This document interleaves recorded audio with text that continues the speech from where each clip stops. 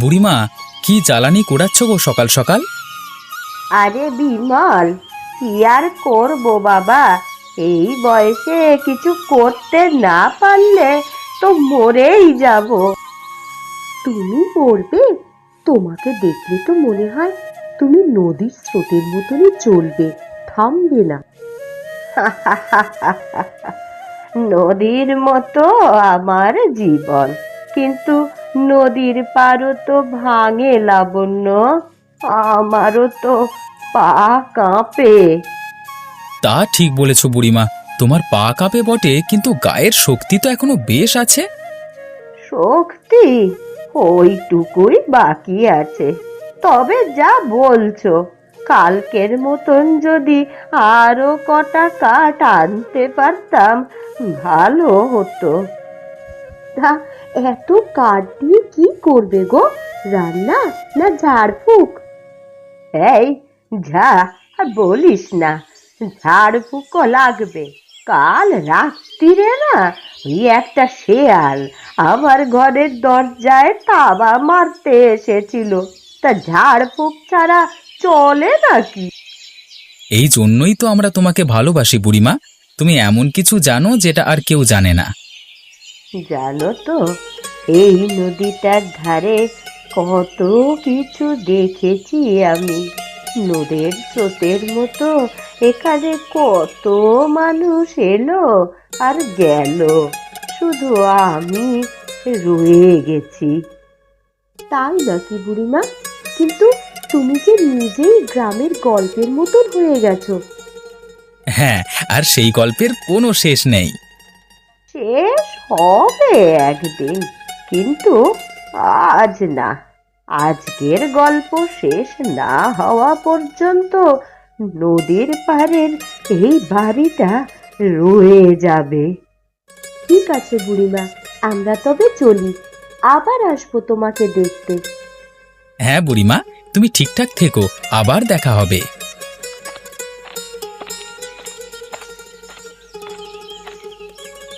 এ কি, কে চেঁচাচ্ছে ওভাবে? বাঁচাও, বাঁচাও, কেউ আছো? আমি আমি ডুবে যাচ্ছি। আহ আহ আহ, কে আছো? আমি মরে যাব। আমি জলে ডুবে যাচ্ছি। আমাকে এসে কেউ বাঁচাও।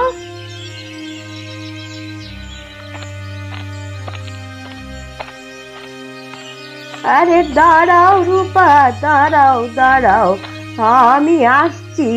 ওই হাত পা দিয়ে একটু জল ছেটাতে থাকো ভাই, একটু ভেসে থাকার চেষ্টা করো, আমি আসছি। রূপা, এই এই বাঁশটা খুব শক্ত করে ধরো দেখিনি, খুব শক্ত করে ধরো। না, বুড়িমা, আমি পারছি না, আমার হাত ফসকে যাচ্ছে। তুই পারবি রূপা, তুই পারবি, আমি তোকে ছাড়বো না রে। জোরে ধর, তারপরে আমি তোকে টেনে তুলবো।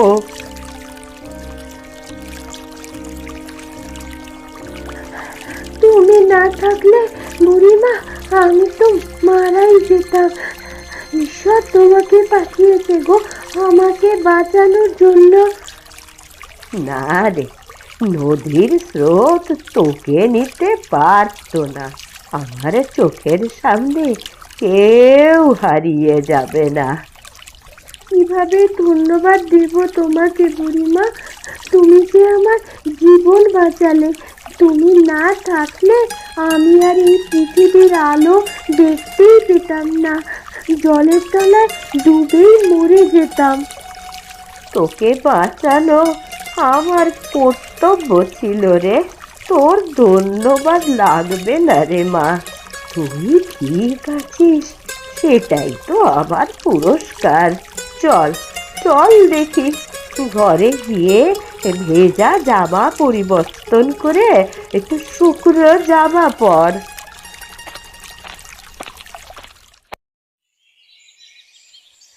তুমি একা একা কেমন করে এত শক্তি পাও বুড়িমা? তোমাকে দেখলে এটা মনে হয় না তুমি অসীম শক্তিশালী। জানিস রূপা, এই নদীর মতোই শক্তি আছে আমার। অনেক স্রোত এসেছে আর গেছে, আমি থেকে গেছি। তুইও শক্ত থাকবি, বুঝলি? জীবনে অনেক স্রোত আসবে। তুমি তো জাদুর মতন মরণ হাত থেকে আমাকে বাঁচালে। তুইও তো অনেক সাহসী, আমি শুধু একটু সাহায্য করলাম। এখন যা যা, দেখি শুকনো জামা পরে আয়। ওই লাবণ্য, তাড়াতাড়ি ঘরে আয়, ঝড় আসছে। অরুণদা, গরুটা পালাচ্ছে, ধরো ধরো। বাঁচালে অরুণদা, আমি ভেবেছিলাম পালিয়ে যাবে। তুইও কিন্তু ভালো দৌড়ালি। চল চল, বাড়ি ফিরে চল, ঝড় তো মাথার উপর চলে এলো। ওই তোরা শুনেছিস, নদীর পাড়ের জল বেড়ে গেছে, কুল ছাপিয়ে যেতে পারে। এটা তো ভালো লক্ষণ না। নদী যদি উপচে পড়ে তাহলে গ্রামের কি হবে? সে কি, আমাদের সবার বাড়ি তো নদীর কাছেই। এবার যদি বাড়ি ডুবে যায়? তাড়াতাড়ি ঘরে ফিরে যা, নদীর জল কিন্তু উপচে পড়ছে, কোনো সময় নেই। হ্যাঁ, ঠিকই বলেছিস লাবণ্য, তুই আগে ফিরে যা, আমি দেখি আর কি কি সামলাতে হবে। এবার মনে হয় বড় কিছু বিপদ হতে চলেছে। চল চল, আগে দেখি নদীর পাড়ে কি হচ্ছে। যদি কোনো বিপদ হয় তাহলে সবাইকে সতর্ক করতে হবে।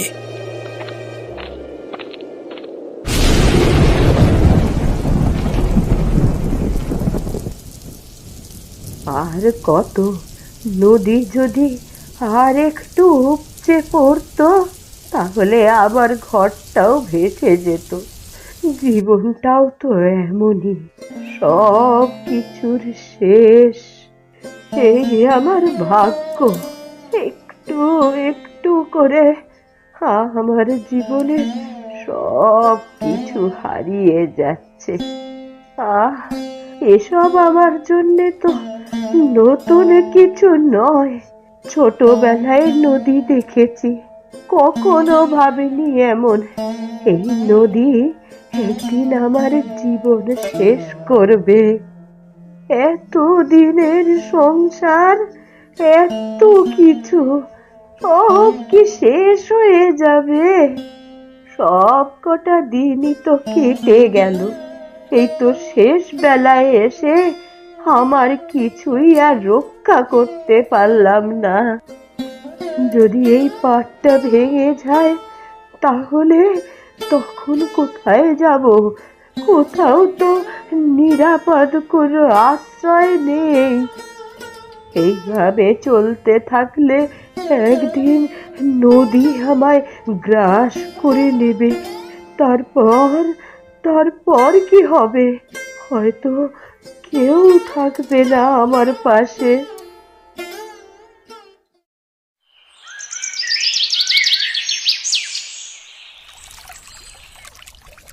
ও, সারাটা রাত বৃষ্টি হয়েছে। আজকের সকাল আকাশ অনেক পরিষ্কার, চারিদিকে শুধু জল আর জল।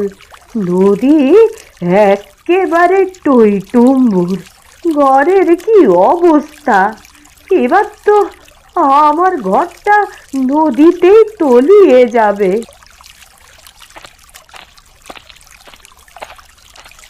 কি গো বুড়িমা, কেমন আছো? কি করছো? আরে মেয়ে, আমার তো সর্বনাশ হয়েছে রে।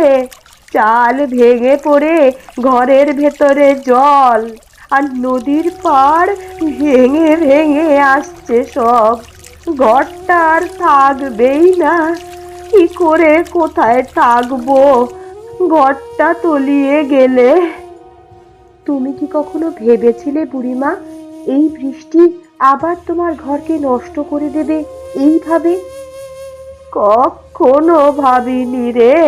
প্রকৃতির লীলা খেলা কেউ কি আর খণ্ডাতে পারে মা? কপাল, সবই কপাল। কিন্তু বুড়িমা, পাড় ভেঙেই যাচ্ছে পরপর। তুমি বরং তোমার জিনিসপত্র নিয়ে আমার বাড়িতে চলো। এই ঘর যে আমার শেষ স্মৃতি। নদীর বুকে তলিয়ে গেলেও এই ঘর ছেড়ে কোথাও যাব না আমি। জানি জানি, তোমার স্বামীর তৈরি এই ঘর, অনেক মায়া জড়িয়ে আছে, কিন্তু তোমাকে তো বাঁচতে হবে নাকি? হয়তো তুমি ঠিকই বলছো, কিন্তু দুঃখ কিভাবে শেষ হবে? দুঃখ, আমার ঘর তো নদীর বুকে তলিয়ে যেতে চলেছে। কি করব জানি না। চিন্তা করো না বুড়িমা, আমি আছি, আমি তোমার পাশে আছি। যা কিছু দরকার হবে নিশ্চিন্তে বলবে। আমার এই শেষ বয়সে এমন সহানুভূতি আমার কাছে অনেক বড় পাওনা লাবণ্য মা। তুমি যদি পাশে থাকো তবে হয়তো কিছু একটা উপায় হবে। তবে তোমার ঘরও আবার ঠিক হবে। নদীটা এখন একটু শান্ত হলে সব ঠিক হয়ে যাবে। ওই দেখ, দেখ দেখ কিভাবে একটু একটু করে পার ভেঙে যাচ্ছে রে। এবার অনেক কিছুই শেষ হয়ে যাওয়ার পথে, কিন্তু নদী তো সে কথা কি আর বোঝে? আমি আসি বুড়িমা, আমার ছাগলটাকে আবার খুঁজে পাওয়া যাচ্ছে না, যাই খুঁজে দেখি। কোথায় আর যাবে, ওই ভয়ে কোথাও লুকিয়ে আছে হয়তো। তাই হবে হয়তো, কিন্তু গ্রামের কিছু লোকজনদের খবর দিই, খুব তাড়াতাড়ি তোমার ঘর ঠিক করে দেবে সবাই মিলে।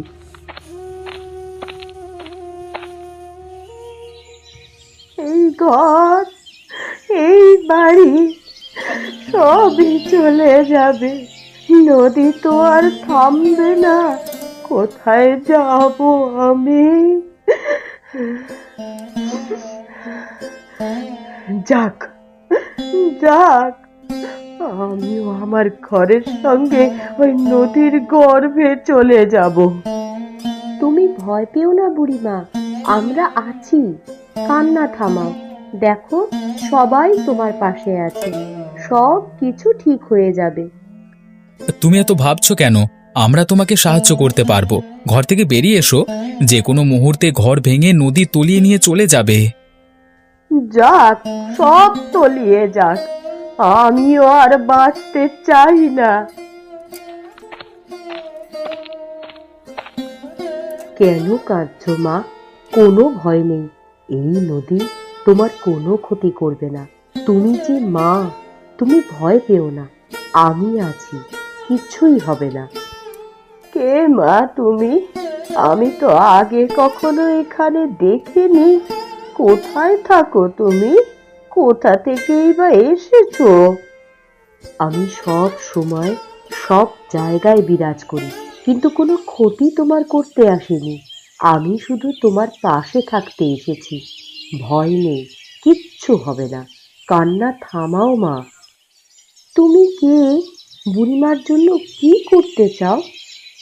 আমাদের সবাইকে মিলে বুড়িমার ঘরকে বাঁচাতে হবে। কিন্তু সেটা কিভাবে সম্ভব? নদীর পাড় ভাঙতে ভাঙতে একদম ঘরের কাছে চলে আসছে। গ্রামের মানুষজনকে এগিয়ে আসতে হবে। বাঁশ, কাঠ, দড়ি আমাদের সকলকে জোগাড় করতে হবে। খুব তাড়াতাড়ি এনে এই ধসে যাওয়া নদীর পাড় ঠিক করতে হবে। আর এখনই কাজে লাগতে হবে, দ্রুততার সাথে। যেভাবে হোক বুড়িমার ঘর বাঁচাতেই হবে। হ্যাঁ হ্যাঁ, তাই চলো, আমরা এখনই নদীর পাড় ঠিক করে দিচ্ছি। তোমার ঘরের কোনো ক্ষতি হবে না।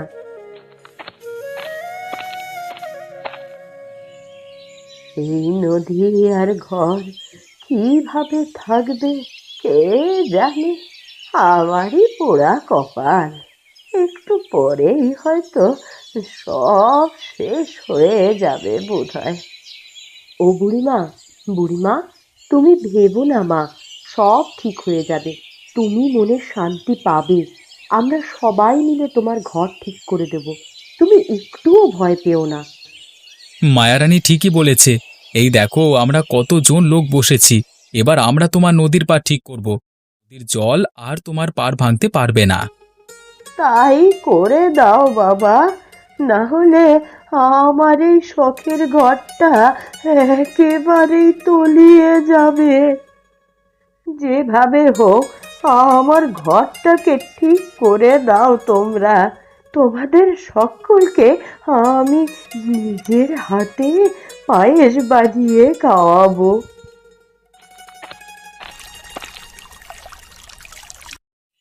তোরা সবাই মিলে আমার ঘরটা ঠিক করলি, আমার প্রাণটা ভরে গেল রে। আজ ওদের জন্যে পায়েস রান্না করেছি। ও বুড়িমা, তোমার হাসিটা দেখে মন ভরে গেল। পায়েসের গন্ধে চারিদিক মিষ্টি হয়ে গেছে। কখন খাওয়াবে বলো তো? বুড়িমা, তোমার ঘরটা এখন নতুনের মতো লাগছে। এখন নিশ্চিন্তে থাকতে পারবে, আর কষ্ট হবে না। পায়েস রান্নার গন্ধে সবাই মাতাল। বুড়ি, তুমি এই এমন মজার রান্না করতে পারো সেটা তো জানতাম না। পায়েসের সাথে তুমি কোন মিষ্টি দেবে গো, নাকি শুধু পায়েসই খাওয়াবে? একেবারেই সব রেডি করে দাও। তোমার ঘরটা নদীর পাড়ের ভাঙন থেকে আমরা সবাই মিলে বাঁচালাম। পেট ভরে খাওয়াতে হবে কিন্তু। পায়েস তোদের জন্য বড় যত্ন করে বানিয়েছি, একটু ধৈর্য ধর, তোরা তৃপ্তি করে খাবি। কিন্তু মিষ্টি পাবো কোথায়? মিষ্টি কেনার মতন টাকা আমার তো নেই। পায়েসের সাথে একটু ঘিয়ে ভাজা মুড়ি হলে ভালো হতো বুড়িমা। ঘি মুড়ি? দাঁড়াও দাঁড়াও, আমার কাছে মুড়ি আর ঘি আছে, তোমাদের মুড়িতে ঘি মেখে দিই। এইটা তোমরা খাও, পায়েস রান্না হচ্ছে, একটু পরেই খেতে দিচ্ছি। বুড়ি, তোমার পায়েসের স্বাদ নিয়ে এই গ্রামের অনেক গল্প শোনা যায়। আজ আমরা নিজেরাই সেই স্বাদ পেতে চলেছি। আমি কিন্তু একটা বড় বাটির পায়েস খাবো। বুড়িমা, তোমাকে বলেছিলাম না একদিন সবাই মিলে আনন্দ করব? আজকে হলো সেই দিন। পায়েসের গন্ধে সবাই কেমন আনন্দে মেতে উঠেছে দেখছি। এমন দিনে আমরা আর কিচ্ছু চাই না। বুড়ি, তুমি কত ভালো। তুমি গ্রামের কত মানুষের উপকার করো, তোমার মতো মানুষই হয় না। তোরা যা করেছিস তার জন্য তোদের পায়েস খাওয়ানো আমার দায়িত্ব। তোদের আনন্দে আমার প্রাণ জুড়িয়ে গেছে রে। তোমার হাতের পায়েস খেয়ে দেখি কেমন হয়। শুনেছি সবাই তোমার রান্নার খুব প্রশংসা করে। আজকে দিনটা মনে রাখবার মতো হলো, বলো বুড়িমা?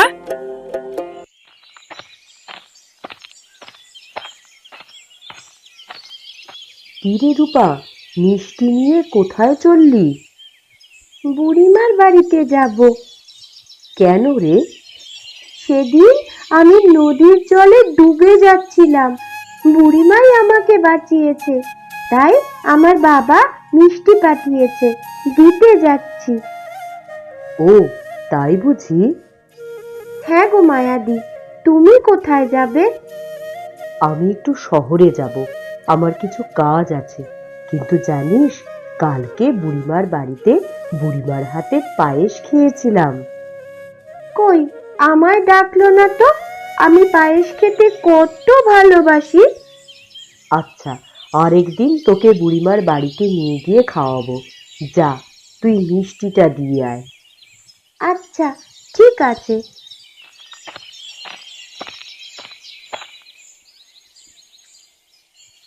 বুড়িমা, তুমি কোথায়? আমি তোমার জন্য মিষ্টি এনেছি। বুড়িমা, তুমি এভাবে শুয়ে আছো কেন? ওঠো, ওঠো বলছি, ওঠো। তুমি কথা বলছো না কেন বুড়িমা? এত কেউ ঘুমায় নাকি? বুড়িমা কি মারা গেছে? কেউ মনে হয় জানে না। আমি গ্রামের লোকজনকে খবর দিই। ও লাবণ্যদি, কি হয়েছে রূপা? তুমি এমন দৌড়াচ্ছ কেন? বুড়িমা কিছুতেই সাড়া দিচ্ছে না, বিছানায় শুয়ে আছে। আমি বারবার ডাকলাম কিন্তু কিচ্ছু বলল না। কি বললে? বুড়িমা কথা বলছে না? তুমি ডাকলেও সাড়া দেয়নি? তার কিছু একটা নিশ্চয়ই হয়েছে গো। বুড়ি তো কখনো এভাবে থাকে না, কিছু একটা হয়েছে, চলো চলো সবাই মিলে দেখে আসি। বুড়িমা সব সময় আমাদের দায়িত্ব নিত, আমরা তো ওর উপকারের কথা কখনো ভুলবো না। আমাদের তার বিপদে যেতেই হবে। বুড়িমা একদিন আমাকে নদীতে ডোবার হাত থেকে বাঁচিয়েছিল, আর আজ ওর এই অবস্থা দেখে মনটা খারাপ লাগছে। বুড়ির কথা মনে হলে চোখে জল চলে আসে। ও তো সবার জন্য কত ভালো করেছে। বুড়ি না থাকলে আমাদের জীবনে যে কতটা শূন্যতা থাকবে তা আমরা এখনই টের পাচ্ছি। আমরা তো বুড়িকে নিয়ে কত আনন্দ করেছি, বুড়ির কথা মনে হলে কান্না পায়। বুড়ির এই অবস্থা দেখলে বুকটা ধক করে ওঠে। বুড়ি সব সময় হাসি মুখে থাকতো। আমি যদি আর একটু আগে আসতাম তাহলে হয়তো বুড়ির এই অবস্থা হতো না। মনটা ভেঙে গেছে। বুড়ির জন্য মনটা খুব খারাপ লাগছে রে। ও যেন শান্তিতে থাকে। আমরা ওর জন্য সব সময় ভালো চাইবো। বুড়ি আমাদের সবার ভালোবাসার মানুষ ছিল, আজকে সে নেই, ভাবতেই গায়ে কাঁটা দিচ্ছে গো। বুড়ির মুখে সব সময় হাসি থাকতো, আজ সেই হাসিটা ম্লান হয়ে গেছে ভাবতেই কষ্ট হয়। বুড়ির মুখের মিষ্টি কথা শুনে সবাই আনন্দ পেত। ওর মতন মানুষ আর কোথায় পাবো? বুড়ি তো আমাদের জীবনটা অনেক সহজ করে দিয়েছিল, আজ তার অভাব বোধ করছি আমি। আমি বুড়িমাকে খুব মিস করব। ওর উপকার আমি কোনো দিনও ভুলতে পারবো না। বুড়ি না থাকলে আমাদের জীবনে যে কতটা অভাব পড়বে তা আমরা বুঝতে পারছি। বুড়ির জন্য গ্রামের সবাই আজ কাঁদছে। ও ছিল গ্রামের মায়ের মতো। বুড়ি আমাদের জন্যে কত কিছু করেছে, আজ ওর জন্য আমরা কিছু করতে পারলাম না। বুড়ির বিদায়টা মেনে নিতে পারছি না, ও তো আমাদের সবার আপন মানুষ ছিল। আমাদের আর দেরি করা ঠিক হবে না। চলো সবাই বুড়িমার সাথে দেখা করে আসি।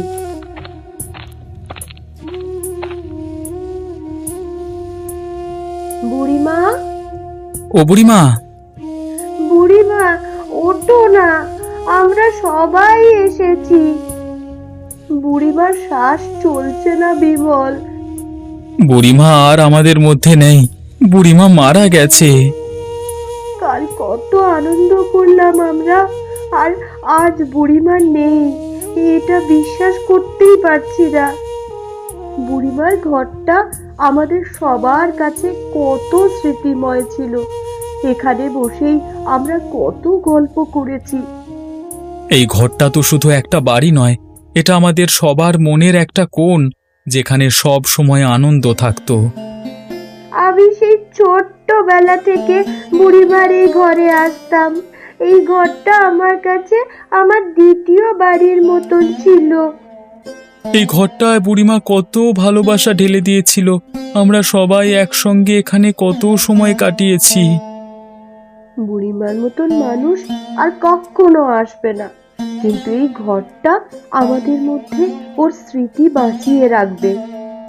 বুড়ি চলে গেছে, কিন্তু তার স্মৃতি এই ঘরে সব সময় থাকবে। আমরা যখনই এখানে আসব ওর কথা মনে হবে। এই ঘরটা এখন থেকে আমাদের স্বপ্নের বাড়ি হবে। এখানে আমরা সব সময় বুড়িমার কথা মনে করে থাকবো। বুড়িমার এই ঘরটা আমাদের সবার জীবনের অংশ হয়ে গেছে। এই ঘরটার যত্ন আমরা সবাই মিলে নেব। বুড়িমার সৎকার করতে হবে তো। আমরা এই ঘরটাকে ভালোবাসি। এই ঘরটা আমাদের জীবনের সাথে মিশে আছে, বুড়িমার মতোই। আজ বুড়িমার ঘরের সামনে দাঁড়িয়ে মনে হচ্ছে এই ঘরটা আমাদের গ্রামে এক আলাদা সৌন্দর্য এনে দিয়েছে।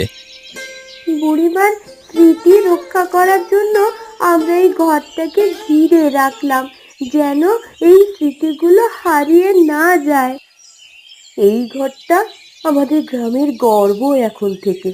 এখান থেকেই আমাদের জীবনের কত স্মৃতি শুরু হয়েছে। বুড়িমার ঘরটা আমাদের সবার মিলনের জায়গা ছিল। এই ঘরটা আমাদের সব সময় আপন হয়ে থাকবে। এই ঘরটাকে আমরা বাঁশ দিয়ে ঘিরে রাখবো, স্মৃতি হয়ে থাকবে। আর এই ঘরটার নাম দেব বুড়িমার স্বপ্নের বাড়ি।